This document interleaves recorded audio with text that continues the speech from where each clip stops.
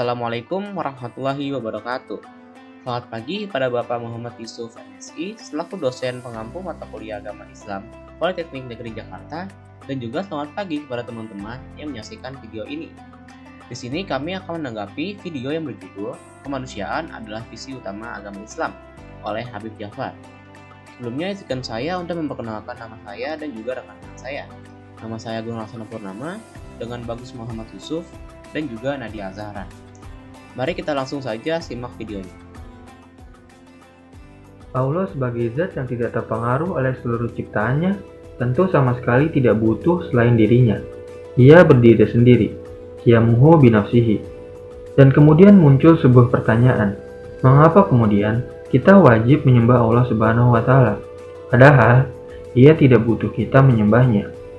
Kenapa kita masih diminta untuk menyembahnya? Itu tak lain karena Allah menyayangi kita sebagai manusia. Sehingga kita diminta untuk menyembah kepada Allah Subhanahu wa Ta'ala yang salah satu sifatnya yang maha adil. Sehingga ketika kita menyembah Allah Subhanahu wa Ta'ala, maka Allah akan memperlakukan kita dengan adil dan penuh kasih sayang. Karena Ia adalah yang maha adil dan maha berbelas kasih kepada makhluknya. Allah tidak akan berbuat zalim kepada yang menyembah Dia. Sedangkan jika kita tunduk kepada selain Allah, terlebih jika kita tunduk kepada manusia, maka yang pasti akan kita terima adalah suatu kezaliman. Karena manusia bukanlah zat yang maha segala sesuatu, seperti menindas kita menjadi sosok yang otoriter terhadap kita. Contoh yang kita temukan misalnya, seorang mengabdi kepada Fir'aun dan Namrud. Maka Fir'aun dan Namrud akan berlaku otoriter dan berlaku zalim kepada orang yang mengikuti dan mengabdi kepadanya. Oleh karena itu, sebenarnya kita menyembah Allah Subhanahu wa Ta'ala bukan karena Allah ingin disembah oleh kita, tapi Allah merelakan zatnya untuk disembah karena begitu kasihan Dia kepada kita, dan karena Dia takut kita menyembah kepada selainnya yang menyebabkan kita akan tertindas, agar kita dapat menyembah yang layak untuk disembah dan bersikap rahmat adil kepada orang yang menyembahnya dan mensejahterakan orang yang menyembahnya. Inilah sebenarnya poin utama dari agama Islam itu sendiri. Orang-orang sering berpikir bahwa seolah-olah agama Islam itu semata-mata adalah untuk persembahan kepada Allah Subhanahu wa Ta'ala. Seolah-olah agama ini hanya berisi tentang ajaran bagaimana kita menyembah dan juga mengabdi kepada Allah untuk kepentingan Allah itu sendiri. Padahal Allah sendiri tidak butuh ibadah kita. Itulah yang membedakan Allah Subhanahu wa Ta'ala dengan tuhan-tuhan lain yang disembah oleh manusia, yang bahkan mereka mempersembahkan darah bahkan nyawa pada Tuhannya, karena mereka menganggap bahwa Tuhannya haus akan darah dan juga nyawa. Allah tidak butuh sembahan kita, walaupun jika diperintahkan oleh Allah, itu berguna untuk diri kita sendiri. Begitu pula agama Islam itu sendiri, seharusnya diposisikan sebagai agama, bukan hanya untuk mensyukuri sebagai hamba pada Allah Subhanahu wa Ta'ala dengan beribadah, tetapi yang utama adalah untuk kesejahteraan manusia. Dalam Al-Quran sendiri, Allah Subhanahu wa Ta'ala memerintahkan kepada setiap manusia untuk berlaku adil kepada sesamanya, seperti yang sudah dijelaskan dalam Quran Surat Al-Ma'idah ayat 8, yang artinya, wahai orang-orang yang beriman, jadilah kamu sebagai penegak keadilan karena Allah ketika menjadi saksi dengan adil. Dan janganlah kebencianmu terhadap suatu kaum mendorong kamu untuk berlaku tidak adil. Berlaku adillah, karena adil itu lebih dekat kepada takwa. Dan bertakwalah kepada Allah, sungguh Allah maha teliti terhadap apa yang kamu kerjakan.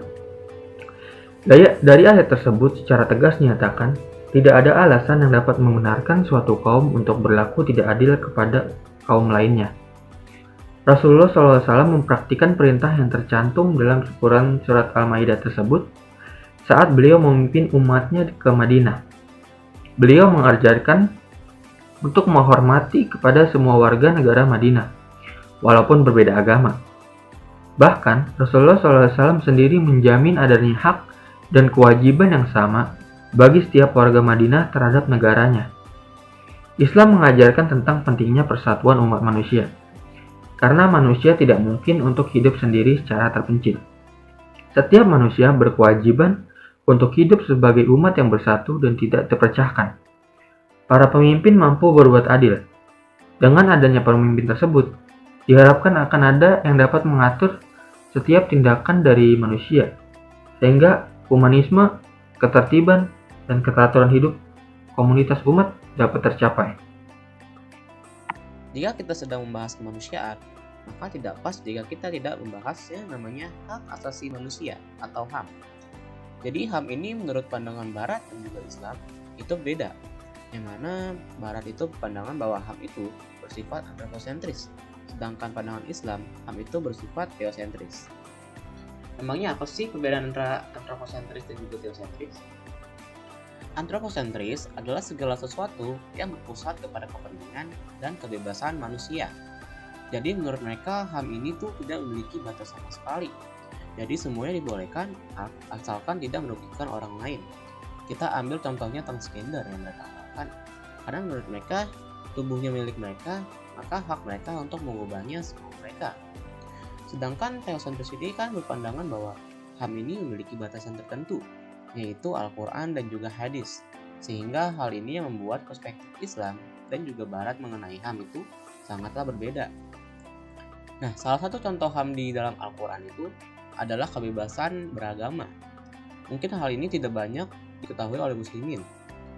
Di dalam Al-Quran surat Al-Baqarah ayat 256 yang artinya tidak ada paksaan untuk memasuki agama Islam. Sesungguhnya telah jelas jalan yang benar daripada jalan yang sesat. Karena itu, barang siapa yang ingkar kepada Tauhid dan beriman kepada Allah, maka sungguh ia telah berpegang kepada tali yang amat kuat yang tidak akan putus. Dan Allah Maha mendengar lagi Maha mengetahui.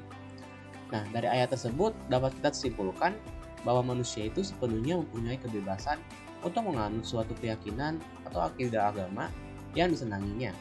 Karena Allah tidak menyukai yang namanya pemaksaan. Hak asasi manusia tidak terlepas dari suatu keamanan hidup pada manusia, terutama keamanan dalam memelihara akal, kemuliaan, jiwa, keturunan, agama, dan hartanya.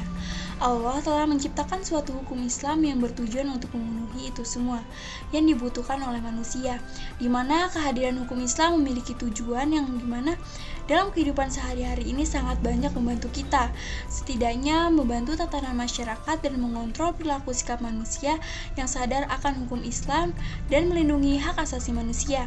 Selanjutnya adalah keadilan yang dimana keadilan tidak terlepas dari suatu hak asasi manusia. Dalam Islam, keadilan merupakan salah satu asas yang harus dijunjung tinggi oleh kita. Bahkan Allah sendiri mempunyai sifat maha adil atau al-adil yang harus dicontoh oleh hambanya.